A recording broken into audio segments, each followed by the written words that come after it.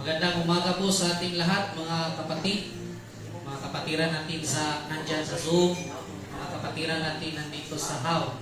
Magandang umaga at happy Sabat.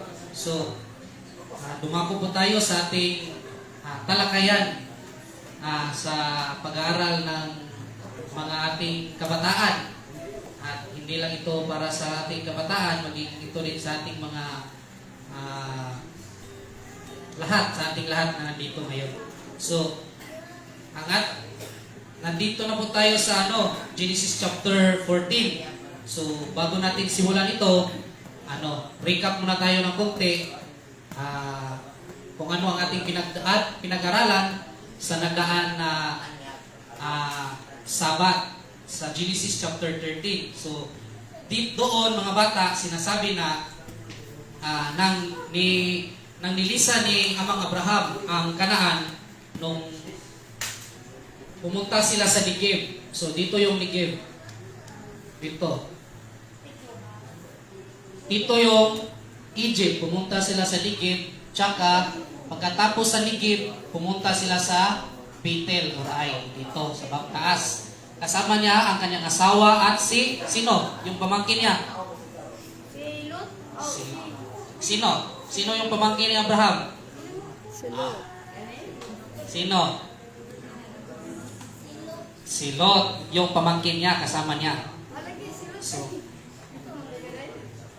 nang mag-decide sila, nang dumami ang kanilang kayamanan, yung mga ari-arian, mga hayop, may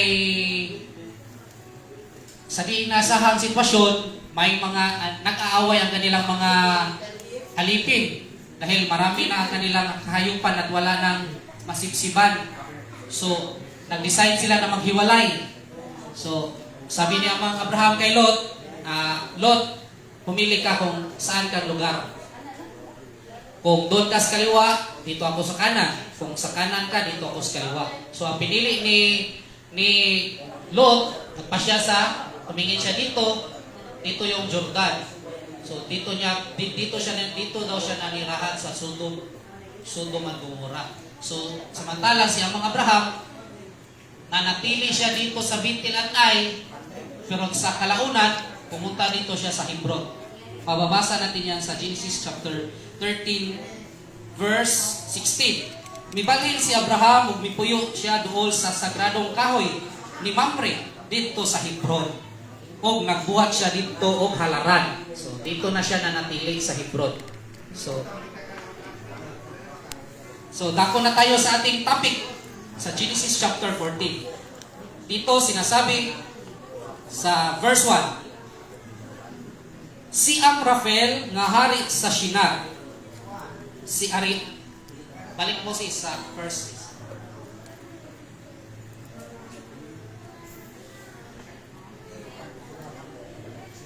Si Amraphel nga hari sa Shinar.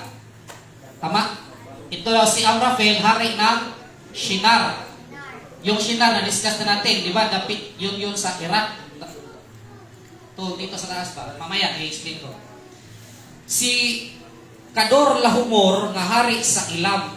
Si Aryok nga hari sa Ilasar. Si Aryok daw, siya ang hari ng Ilasar. Si Kador Lahumor nga hari sa Ilam. Si Kidor Laomer, hari ng Ilam. Si Tidal nga hari sa Goyim. Si Tidal, hari ng Goyim. At itong Goyim, tumutukoy ito sa nation. Hindi ko alam kung saan specific na nation ngayon. So, itong apat na kaharian, nagsasama-sama. Bali, matatawag natin, sila, kanang circle of friends sila sa ilang bawat hari na ito.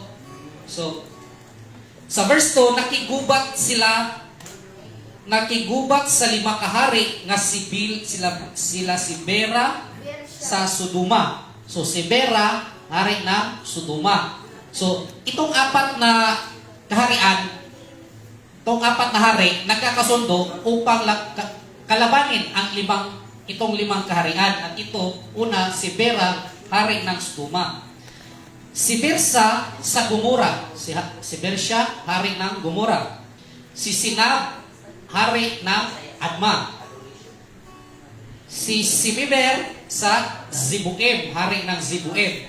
O sa hari sa Bela o Zoar. O si Zoar, hari daw ng Bela. So, itong mga hari, ito yung mga lungsod, tapos ito yung pangalan ng mga hari. Kakalabanin nila ang 5 hari. So, 4 versus 5. Kining 5 kahari, nagkahiusa sa ilang kusog dito sa walog sa Sidem, nga mauna ang patayng dagat. So, ano mo sis sa mapa sis? Next pa sis. Ito. Ito yung, kung makikita mo ito yung picture, ito color blue dito.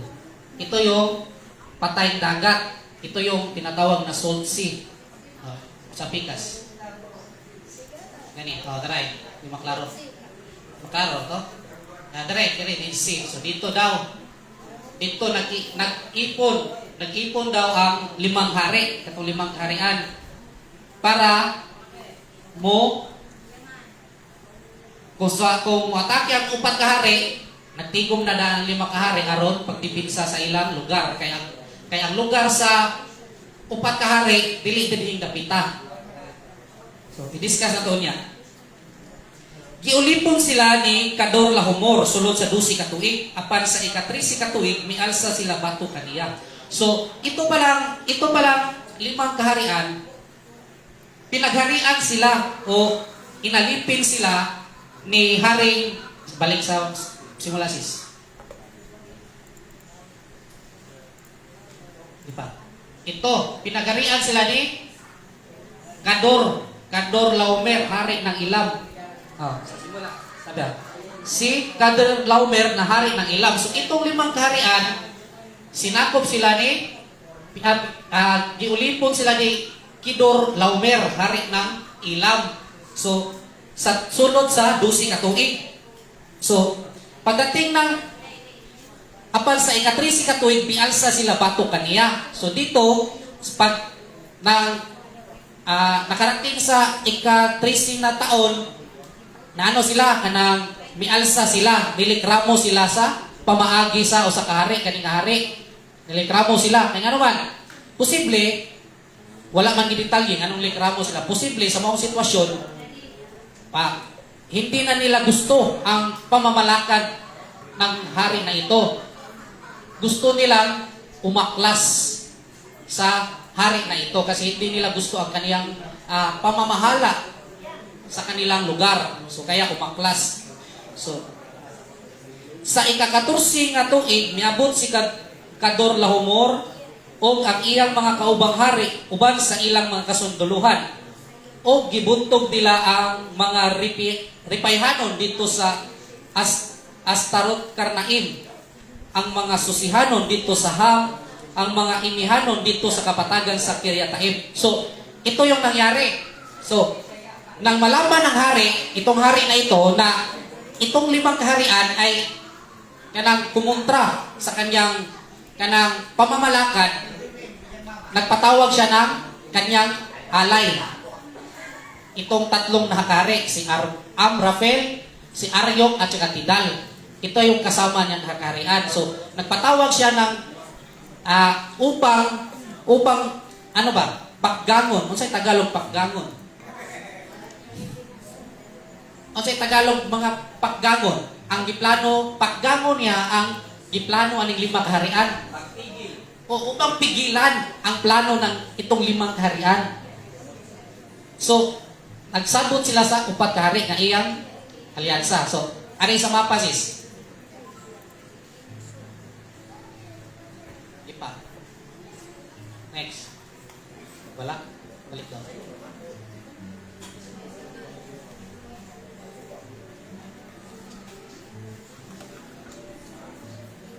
Muna ko nabutan. In-exercise. Dito. Ito ha. So, dito dapat mga bata. Itong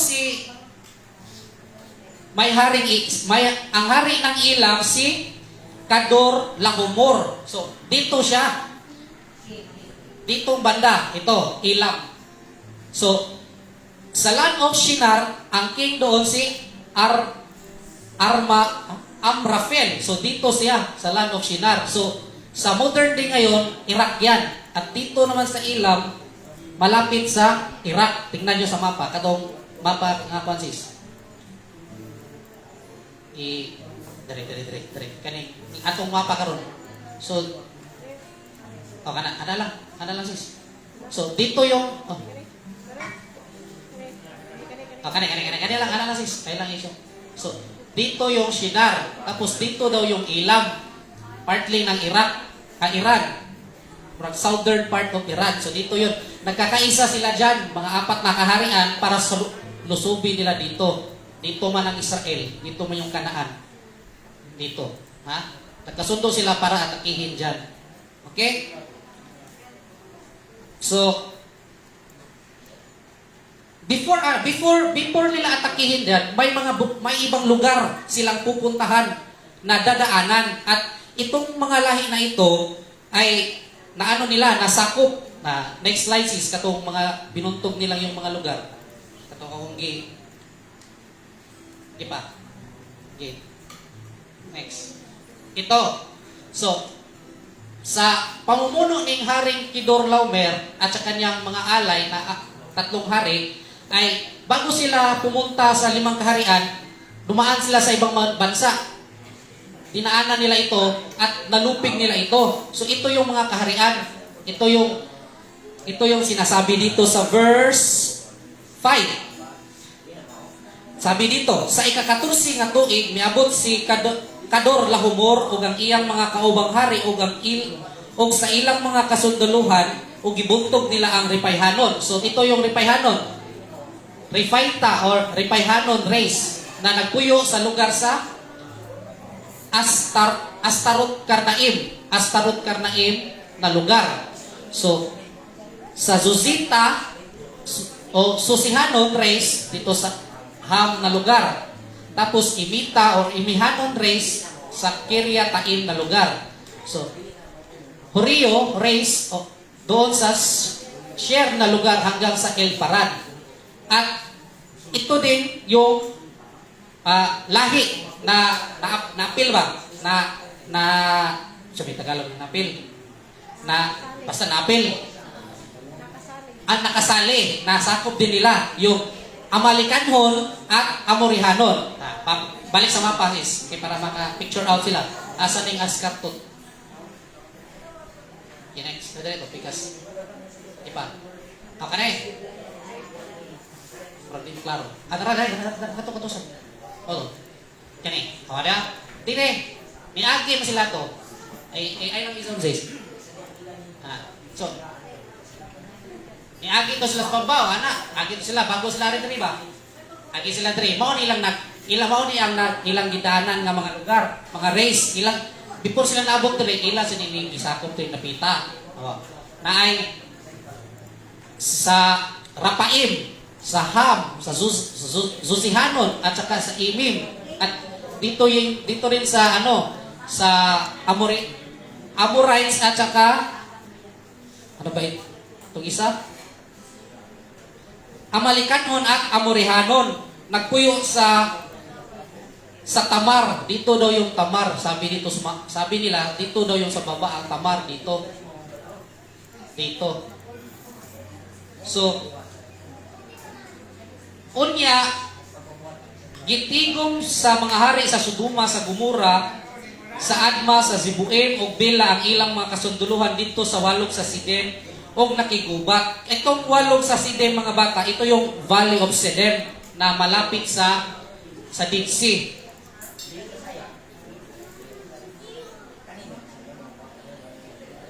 Bato kang Kedorlaomer at Elam kang Tidal sa Guyem kang Amraphel sa Shinar o kang Aryok sa Ilasar. 5 kahari batok sa 4. Ang walog sa Sidem daghan kayo mina sa asfalto. Unsa man ning mina sa asfalto, bro? Minahan, resources sa asfalto. So dito parang lugar na ito, mga bata, may minahan yung mga kagaya ngayon ba na nagbubungkal ng ano ba? Kanang nangubkob sa Bisaya.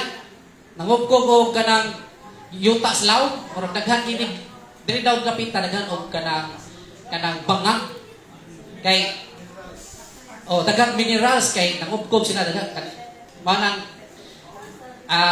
may bawal tuod niya nganong napildi ang mga Sodoma tungod kay ang kaning minahan sa asfalto dito sila nangatagak. So sabi dito, ang walog sa Sidem daghan kayong bina sa asfalto ug sa dihang misibog ang hari sa Sodoma ug ang hari sa Gomora gikan sa panggubatan nangahulog sila sa mina sa asfalto. So doon pala maraming bangag na lang, ulungag, butas. Tapos, natakot sila dahil siguro itong apat na kahirian, isog to. Ha? Kasi di naman di yun na-atras ang 5 kaharian kung hindi yun isog yung 4. Pero ito, 4 lang sila, tapos 5 kaharian ang kilang ilatake. So, natakot pa yung 5. So, matapang talaga itong 4 na kaharian. So, habang umatras sila sa labanan, wa silang kabantay, nga naday naghang bangat, dito, nasyakoy sila dito. Tagak sila.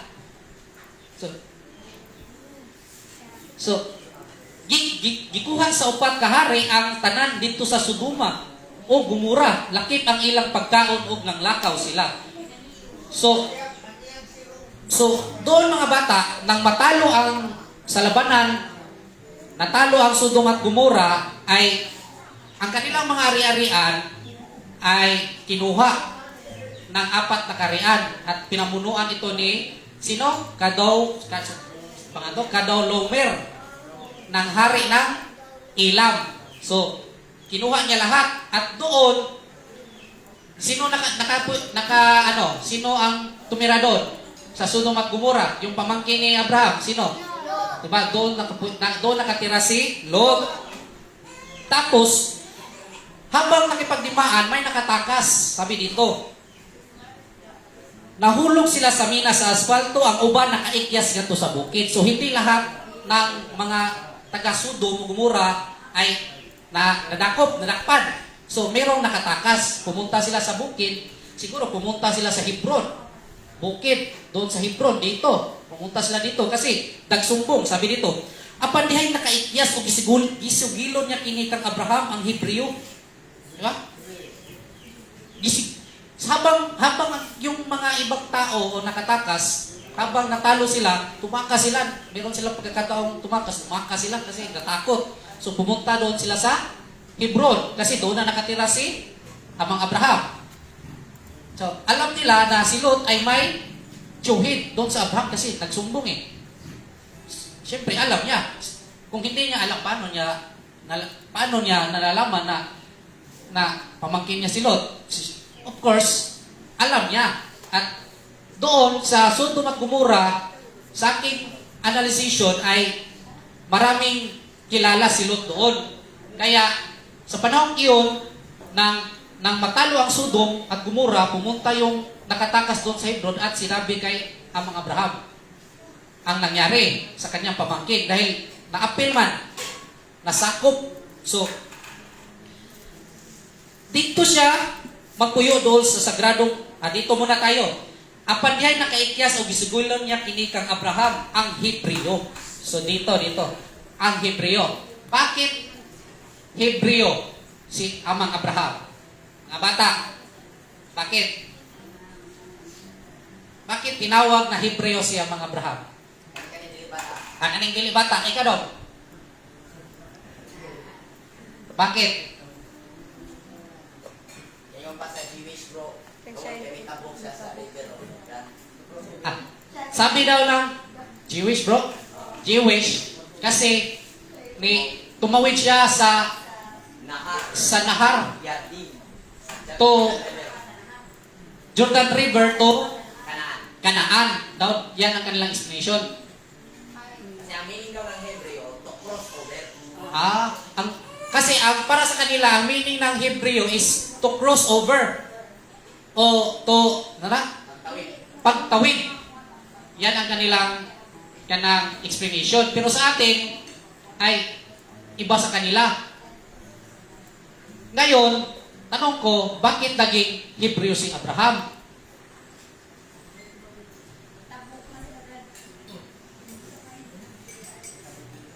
Hindi nyo naalala yung genealogy, mga bata? Hindi nyo naalala yung bakit naging Hebreo si Abraham?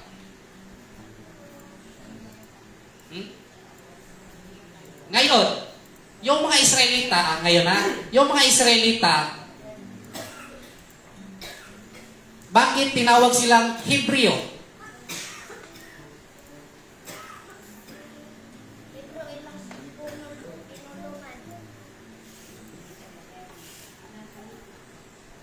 Hebreo, balik ka sa geology ba? Are, geology sis. Kakatong, ay kanala sis, nara diha. Pinakaubos pala sis. Ito ha, mga bata. Ito yung si Noe. Si Noe may 3 anak. Si Japhet, si Shem, at si Ham. So, dito tayo focus kay Shem. So, si Shem may anak ni Arpaksad. Si Arpaksad, iyang anak si Shelah. Si Shelah, iyang anak si Heber. Hebreo. So, diriha, Hebreo. Mo nang gitawag si Abraham o Hebreo kay ang iyang ninuno Hebreo at saka ang iyang gigigikan kang lahi ni Shem. Nakuha ninyo? Nakuha? So, ang kaliwatan ni Shem, ang kaliwatan ni Abraham, nagagikan sa kaliwatan ni Shem. Mao ni ilang, kapila ni ka, lulo nila. 1, 2, 3, 4, 5, 6, 7, 8, 9. So may pagtawag ka sa Bisaya, lulo si mong lulo, si mong lulo? Lampa. O say tawag ka na bro? Lulos kadaghanan. Lulos kadaghanan na lang, from dali. Di ba? So, ang Israel, ang mga Israelita, pwede sila matawag o Hebreo. Kaya ang ilang kaninuan, nagagikan man ni Heber. Ang si Heber, ang iyang papa, si Shelah. Si Shelah nagigikan ni Arpaksad. Si Arpaksad nagigikan ni Shem. Di ba? Gikan na sila diri tanan, dire ra sila sa itlog, kanirang itloga mo ilang gigikan. Dire mao ni ilang kung kuan pa mao nang ilang kanang mo ni punuan sa kahoy. O ugat ba? Punuan. O mao ni ilang punuan. Kaya pwede siya tawagin si Shem Hebreo. Ito dito yung mga sanga. Oh. Di ba? Huwag kayong malito. Kaya tinawag siyang Hebreo. Okay?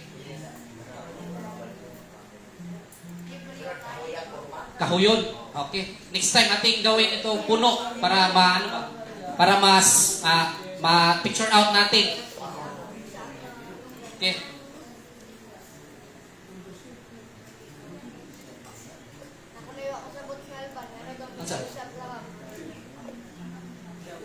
Wala ka kasabotay nganong na Hebreo si Abraham?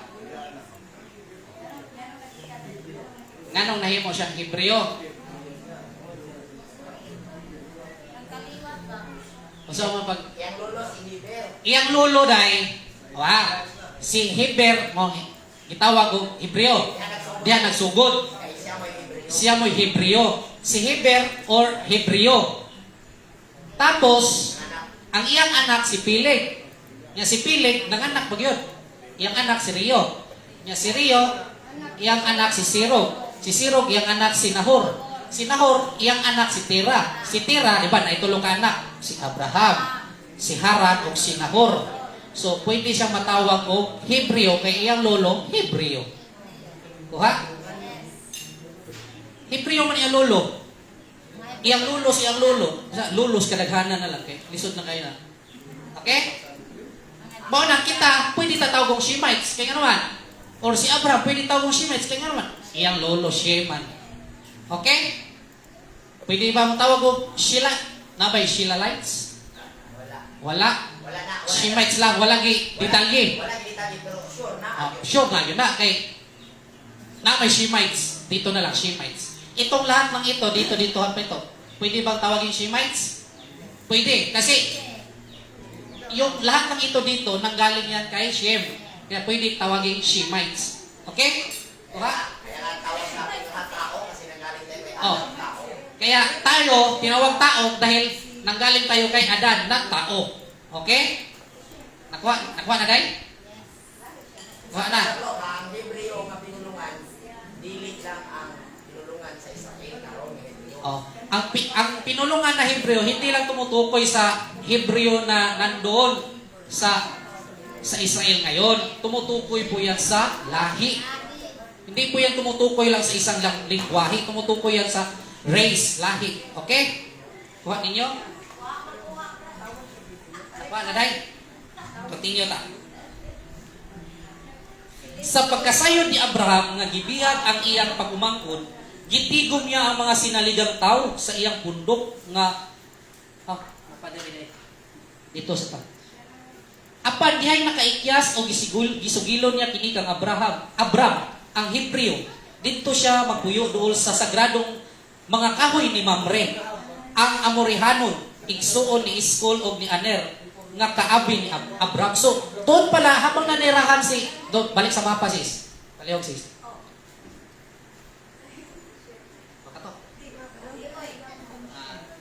Dito. Habang nanirahan si amang Abram dito sa Hebron, meron siyang kakilala itong magkapatid na si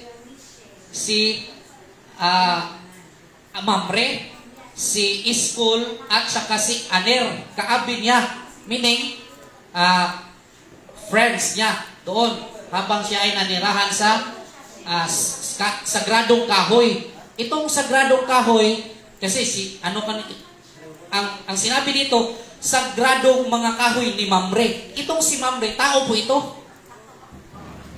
Tao po ito. Ito po yung tao po itong Mamre. At doon amang Abraham nakatira siya sa sagradong kahoy sa lugar ni Mamre. Hindi yung kahoy, hindi yun Mamre ang tawag. Ang Mamre, tao po yan. So, kaya nagkaisa sila na tulungan si amang Abraham na continue. Sa pagkasayod ni Abraham nga gibihag ang iyang pagumangkon, gitigom niya ang sinaligang tao sa iyang pundok nga 318 ka buok ang tanan.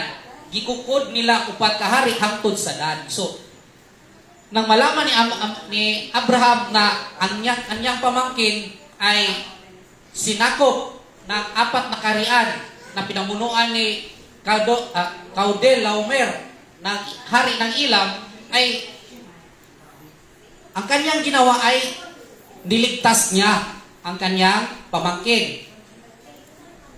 Bakit? Bakit niligtas niya si Lot? Ano bang meron kay Lot?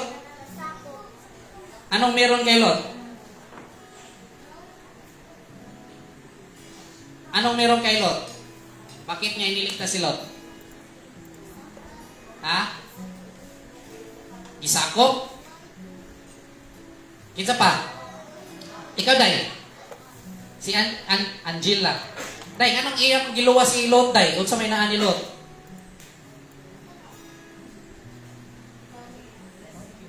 Unsa man naan ni Lot?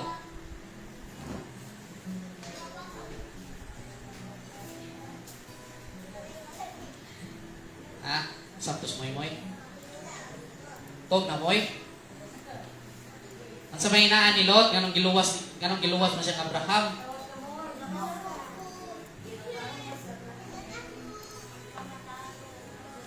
Matarong. Si Lot, habang siya ay nanira sa Sodom at Gomora, siya po ay matuwid na tao. Gaya ng kanyang tiyuhin na si Abraham. Matuwid siya. So, kaya niligtas niya si Lot dahil nasa bingit ng kapahamakan ang kanyang sitwasyon ba? Kaya niligtas niya yun. Hindi niya pinabayaan ang kanyang pamangkin na, ano ba, na mamatay doon sa paghari ng ni Haring Caudilaumer, kaya niligtas niya. So ang kanyang ginawa, bilang matuwid na tao, hindi niya pinabayaan ang kanyang pamangkin para hindi ito mapahamak. So yan ang dahilan. So ngayon, tuloy tayo.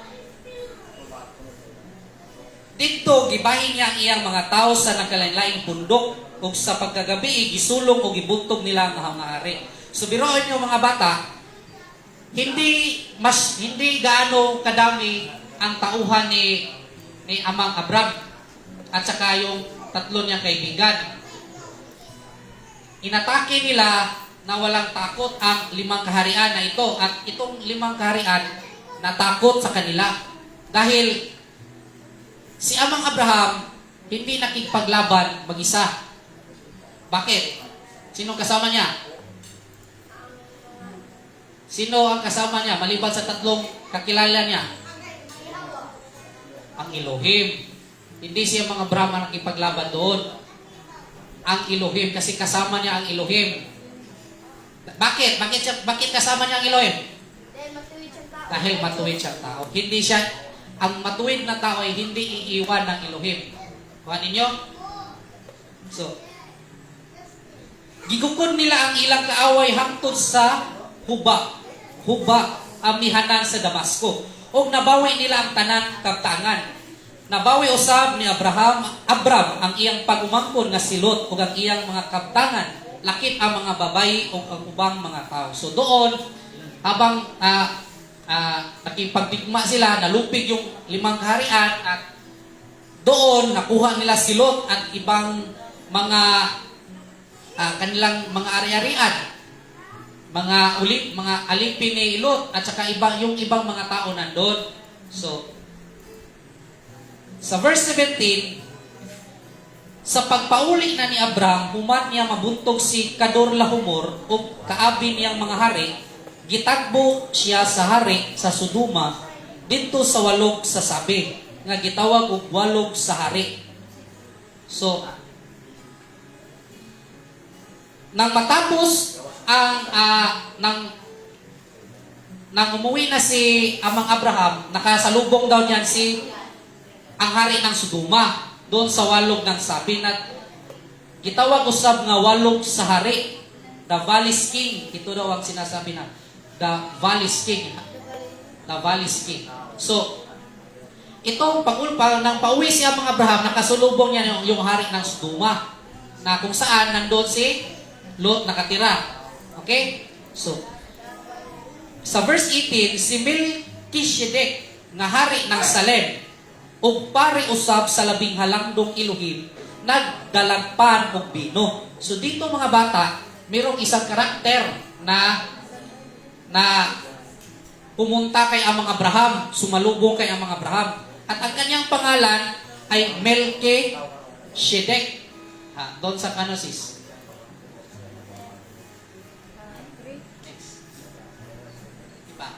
O kani ka to. So ito yung hari na nakasalubong niya. Kung pinuntahan siya. Si Melchizedek na hari sa Salem, siya ay hari ng Shalem. So ngayon, si Melchizedek ay siya po ang karakter na nandito na hindi sinasabi kung saan ang kanyang pinanggalingan. Walang dinidetalye na sino ang kanyang ama't ina, sabi dito. At mababasa natin yan sa Hebrew chapter 7 verse 1 to paubos, at doon sinasalaysay doon ni Apostol Pablo patungkol kay Haring Melchizedek. So ito ang kahulugan ng kanyang pangalan. So Melchizedek, Melech Shalem. So, meaning, hari ng Salem. Itong Salem, lugar ito. Itong Melech means king, hari. Manang hari ng Shalem. So, sa Hebreo, Malchizedek. Ang meaning ng Malchay ay may king. Tapos, itong Melchizedek, mo nang tinawag siyang King Chedek. Melchizedek ang kanyang pangalan. King Chedek ang kahulugan sa English. Okay? So, ang kahulugan ng kanyang pangalan ito, siya daw ay King of Righteousness. Mababasa natin yan sa Hebrew chapter 7, kung ating babasahin.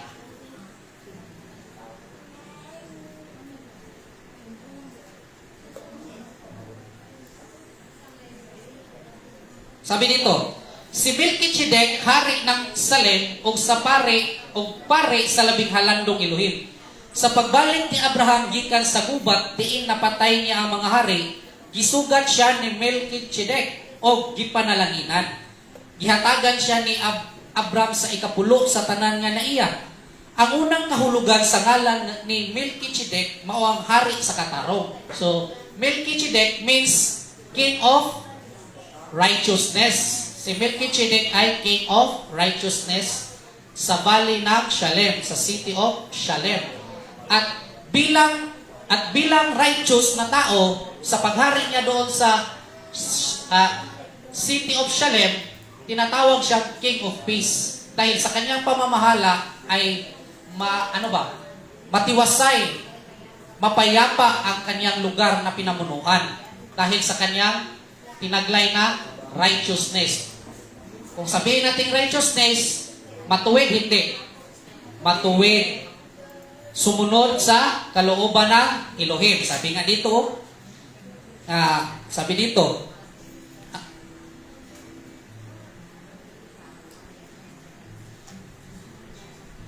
pari sa labing halandong Elohim. Hindi lang siya hari. At the same time, pari pa yun siya. Hari at saka pari. Itong si Melchizedek na nag-serve sa Elohim. Kumikilala at sumasamba sa tunay na Elohim, si King Melchizedek. So, balik tayo.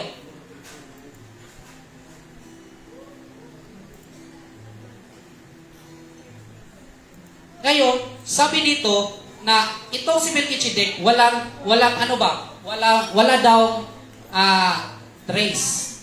Walang anong Tagalog trace? Walang pinagmulan daw, sabi nila. Walang pinagmulan kung anong lahi ang kanyang pinanggalingan. Pero ngayon, ang kanilang sabi ng iba, para daw siya itong kusang dumarating lang. Parang ganito ba? Parang pag-uli ni Abraham, ikalit lang abot ba? Parang sangguko.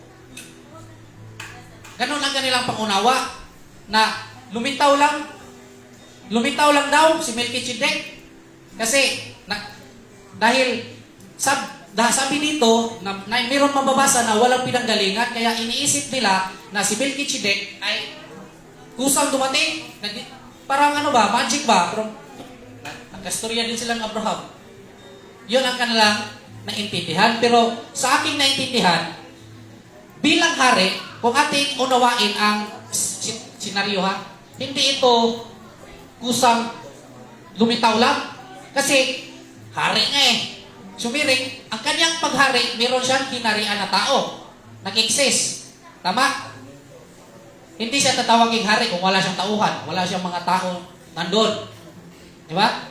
At hindi siya matawag na hari kung walang city. Kagaya ngayon. Kagaya ng ano ba ang mga lugar na mayroong hari? Tinatawag nilang hari. Yung Saudi, hari yan. Di ba? Hindi matatawag ang hari doon kung walay tao. So, meaning to say, realidad, si Melchizedek, meron niyang pinanggalingan, pero hindi lang dinitalye kung saan. Pero, ang ating pukuna ng aral dito,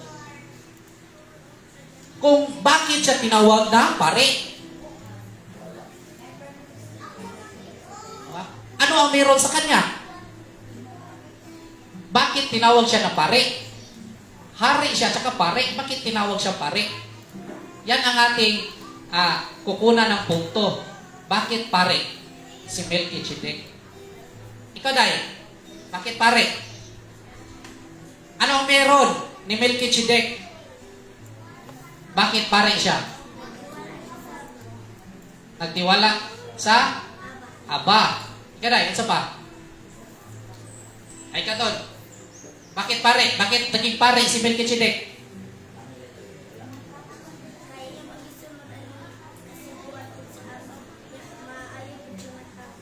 Maayo nga tao. Isunod niya. So, in short, ito, righteous, matuwid siyang tao.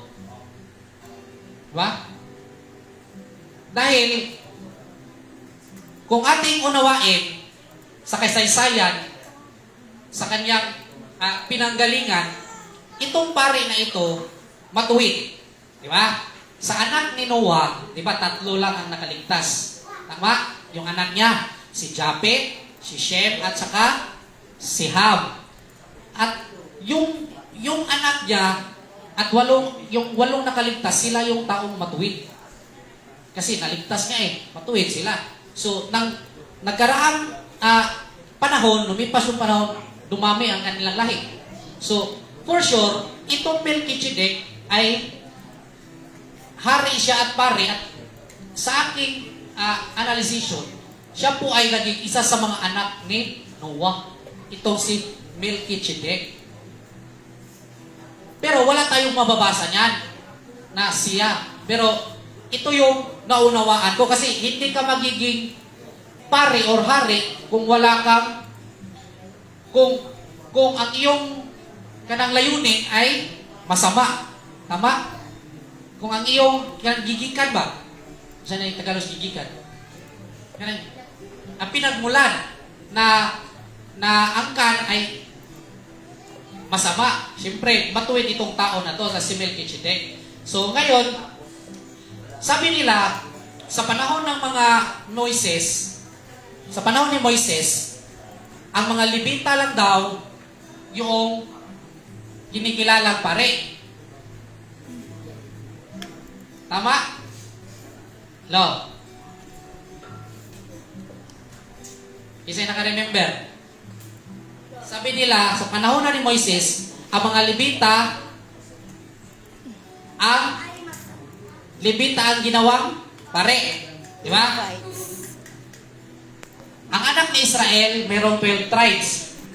Tapos, ang mga Levita, gipili sa Elohim para mahimong pare. Okay? Ngayon, si Melchizedek, hindi po siya anak ni Israel. Kasi hindi pa nataw. Kung sa pa ng Tagalog, hindi pa nataw. Hindi pa nasilang si Israel dito. Si Melchizedek ay lulo na lang nila si Melchizedek. Hindi pa nasilang si Israel doon, yung 12 tribes hindi pa nasilang. Kaya doon maintindihan mo, ang pagkapare hindi lang tumutukoy yan sa Levita, kasi si Melchizedek hindi yan Levites. Hindi yan nanggaling sa lahi ni Levi. Ngayon, bakit siya naging pare? Sabi sa kasulatan, yung mababasa mo yan sa Exodo, ang pinili ng Elohim, ang mga Levita, para pamunuan ang kanyang kawan, yung Israel, yung 12 tribes. Nakuha ninyo ang pangutana, wala? Nganong nahimong pare si Melchizedek, nga dili siya lahi si Levita. Sabi, sa panahon ni Moises, di ba, ang Israel, 12 kabuk anak. Sa 12 ka anak niya, ang Levita, may gihimong pare. May gihimong pare, di ba? Karon, kani si Melchizedek, dili man ilahi si Levita.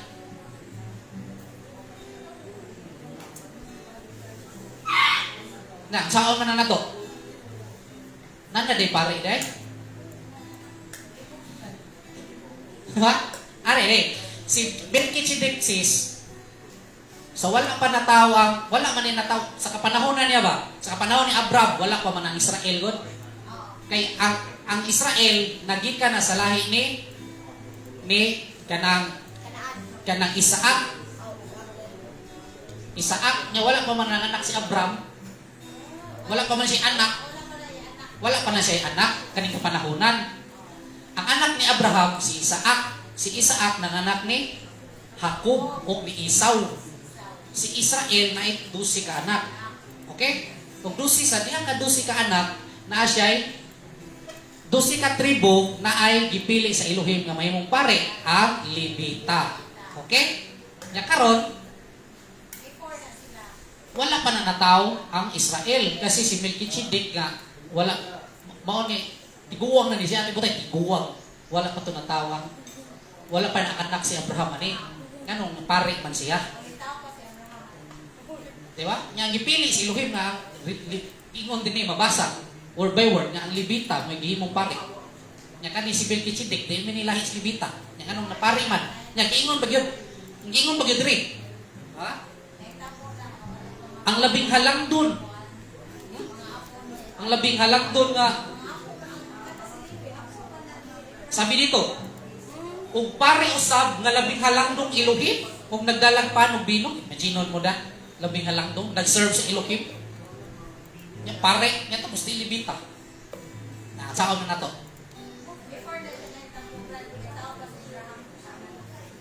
Yan. Saan na to pagkuhan? Oh. Meaning to say,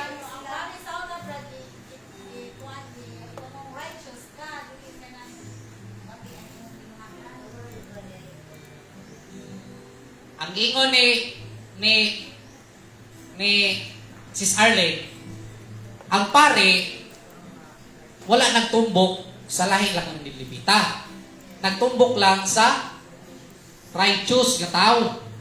Kaya ang buhat sa pare nag-alagad sa buhig Elohim. So meaning righteous. Wala gibasyan sa lahi nga Levita. Sa panahon ni Moises, sa 12 ka tribo sa Israel, ang Levita mo'y gipili sa Elohim aron mangulo sa templo mahimong pare tungod sa kategorya bro. ang Levita gipili panahon sa Moises, no?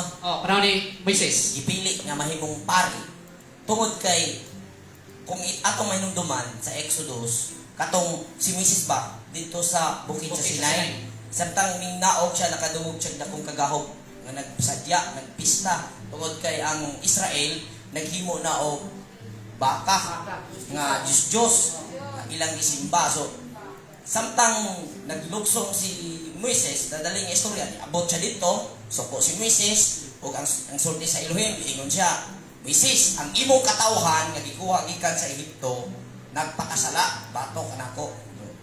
Pag-abot niya dito, mingon siya, ang dapit sa Elohim, doon ako.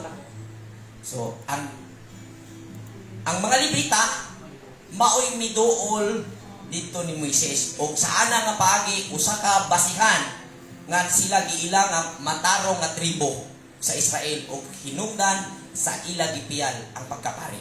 Tungod sa pagkamatarong. Dili tungod kay Levita, kung dili tungod kay matarong. Dahil sa sitwasyong iyon, pumanig sila sa Elohim at ang Levita ang lumapit kasi matuwid sila. Kaya gipiyal sa ila ang pagkapare. Pero hindi ibig sabihin tumutukoy lang sa mga Levita. Kasi nga si Melchizedek pare. Kung mapapansin ninyo, si Moises, yung si kanyang manugang ba yun? Biyanan tawag dyan, manugang. Biyanan. Si Jethro, ay hindi yan Levita. Midyanhon yan. Pero pare siya. Diba? Hindi siya pare ng mga pagano. Pare siya ng Elohim. Kasi sumasamba siya sa tunay na Elohim. Diba? Ang binabasihan ng Elohim, hindi po lahi-lahi. Ang binabasihan niya, kung matuwid ka, sumusunod ka sa kanyang kapamaranan. Kaya, itong si Melchizedek, righteous siya dahil ang kanyang ipinapairal na batas, ang batas ng Elohim, hindi ang kanyang kapamaranan. Sakto? Diba? Kaya, naging pare siya dahil sa kanyang pamamahala dahil sa kanyang matuwid na kaalaman sa pagsunod sa righteousness, kaya siya naging, naging ilhado ang city of Shalem sa kanyang pamumuno. So, continue tayo. Si Melchizedek nga hari sa Salem o pari usab sa labing halandong iluhim nagdalang pan og bino. Ug gipanalanginan niya si Abram sa pag-ingon. Panalanginan ka Abram sa labing halandong iluhim nga maoy nagbuhat sa langit ug sa yuta. Dalaygo ng labing halandong iluhim nga naghatag kanimo kadaugan batok sa imong kaaway. Imagine mo na. Itong si Melchizedek nang habang nagkasulubong siya ni Abram, pumunta talaga siya kay Abram. Tapos sinabi niya, panalanginan taka sa dalaygo buhik iluhim. Sino niya?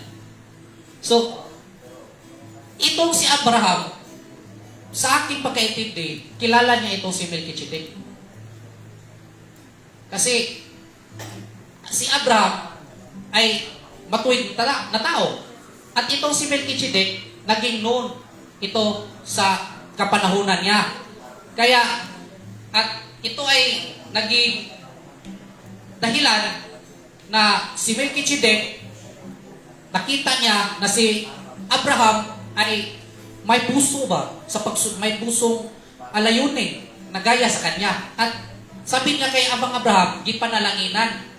Giblisingan niya ba? Panalanginan. Ano ang ibig sabihin? Bakit gipanalanginan niya si Abraham? Ito, para sa akin, ito yung nangyari. Dahil itong si Melchizedek ay alam niya kung paano i-handle ang isang bansa. City, kasi bansa to, city na. So, paano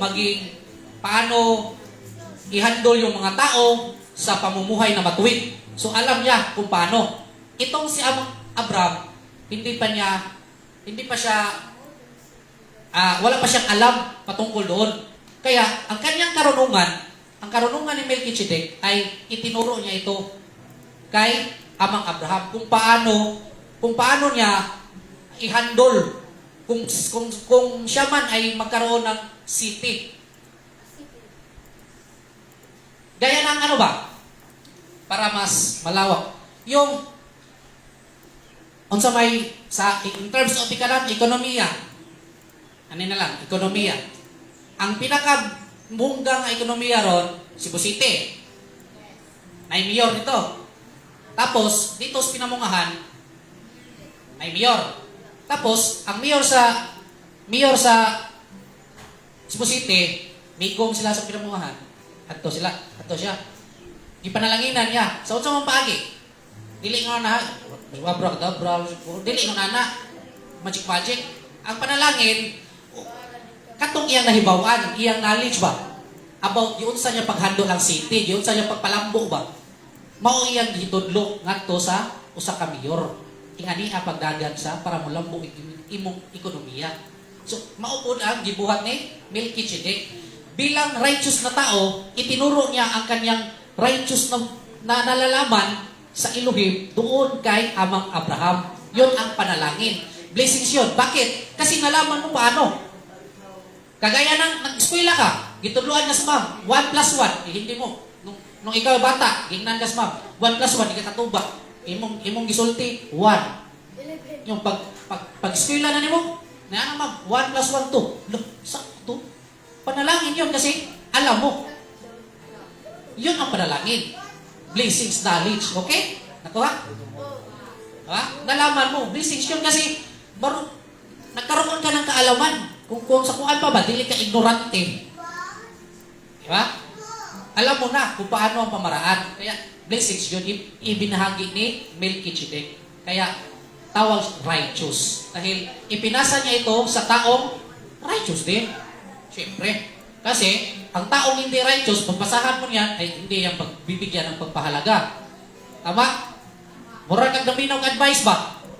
Ay, dool kag advice ko kay nakoy problema karon, yan agad og advice di pinaw. Kay pagpaminaw niya, sayo man yung advice. Nangayo kay advice. Unsa pay kapuslanan nangayo kag advice nga di mo pabinawon. Di ba?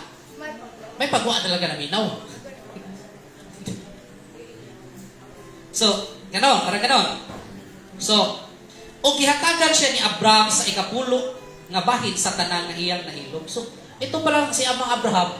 So, nagbigay na ikapulo kay Haring Melchizedek. So, meron na palang ikapulo.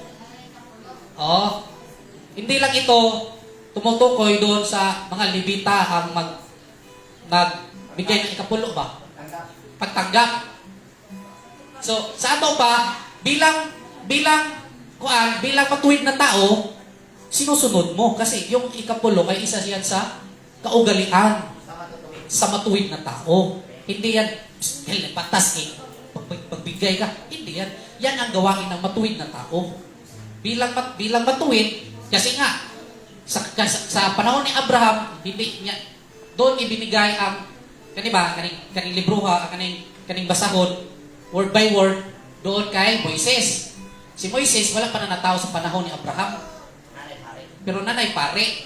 So bilang alam sa kautusan, bilang matuwid na tao, ginawa niya ang kalooban ng Elohim. Diba? So, unya ang hari sa Sodoma miingon kang Abraham, imo na ang tanang butang nga imong nailog, apan iuli lamang kanako ang akong katawhan. So, nihangyo ang hari sa Sodoma. Yana siya ni Abraham. Kay napildim sila sa gubat ni Abraham. Yana ang Sodoma. Abraham, taling butang imuha. Ang imong nailog katong mga kayamanan na mo. Nga among nailog bud imuha na tanan. Pero iuli lamang kanako ang akong katawhan. Kuyaw sa kay kuan. Parang matindi din ang hangyo ba? Hangyo ng yung hari ng Sodoma. Kunin mo na lahat yung kayamanan ko. Ibigay mo lang, ibalik mo lang yung tauhan ko. Pindot sa kay plano na. Ngunit, sabi ni Amang Abraham, apan si Abraham itubag, nanumpa ako sa Yahawa, ang labing halangdong Elohim nga mo'y nagbuhat sa langit ug sa yuta, nga dili ako mukuha, bisan usa nga imuha, bisan usa lamang kalugas sa tanod o liston sa sandalyas. Sa ingon, dili ka makaingon nga nadato ako tungod kanimo. Nindot kayo no? Diba? Anong mandawatang ang mga Abraham? Ingon siya, yana ang hari sa Sodoma. Mga Abraham, kuha ang tanan, katiguyan, mga bahandi na ako, iuli lamang ang akong katawan. Tapos, unsay giresponse siya mga Abraham? Dili ko mukuha sa imuha. Bisan usa lamang kalugas o tanod lugas sa tanod o liston sa sandalyas. Wala siya kuhaon. Nga naman? Dili siya? Dili siya ako. Diba? Imagine mo mga ekso na siya mga Abraham wala nag-desire sa iyang kaugalingong kanang material na mabutang man, wala siya nag-desire na. Kaya nga naman, datoon mo siya daan, tsaka na niya. Diba? Ang iyang ipakita, ang pagkamatarong, adunay hustisya ba? Ipakita niya nga ito sa musakari, ang pagkamatarong. Diba? So, mauray dawaton ko ang nagamit sa akong mga tao apan hatagi sa ilang bahin ang akong kaabin nga si Aner, Iskon ug si Mamre. Si Mamre lagi tao lagi ni. Abi na kong kahoy ni. Igbasa na to man. Kahoy dito sa Mamre. So Mamre kahoy ba ni? Sagradong kahoy sa Mamre. Abi na kong kaning kahoy Mamre ang tawag. Tao mo din eh. Kaabin, kauban. Amigo, no, kaisa, kamamri lagi ka, tao lagi, hindi lagi may kahoy. So, si Iskol, si Aner, o si Mamre, ay tao po yan na, doon sa kanyang lugar, may sagrado daw kahoy. Kaya, tinawag sagrado na kahoy sa Mamre. Ngayon,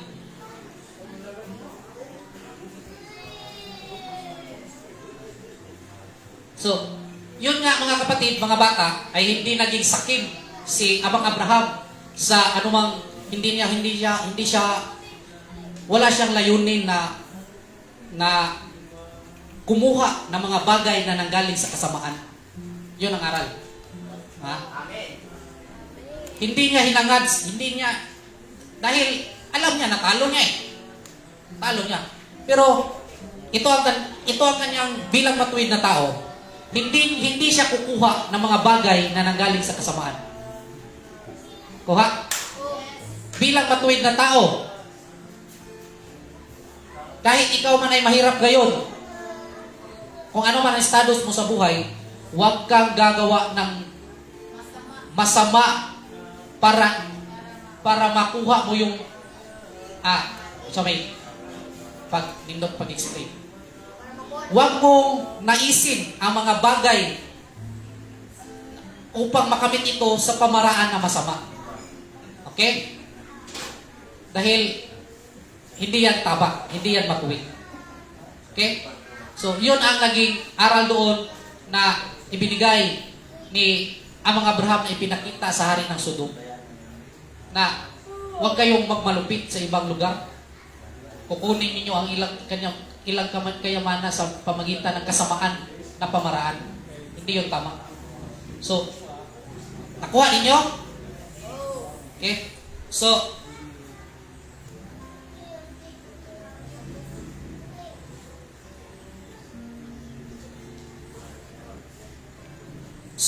doon lang tayo, mga bata, mga kapatid. At sa susunod, chapter 15 na tayo. Naunawaan ninyo mga bata ang ating talakayan ngayon. Kasi, pag next time, tatanong naman ako ulit sa inyo. Okay? So, yan lang po. Maraming salamat. Happy Sabbath. Shalom. Alaikum.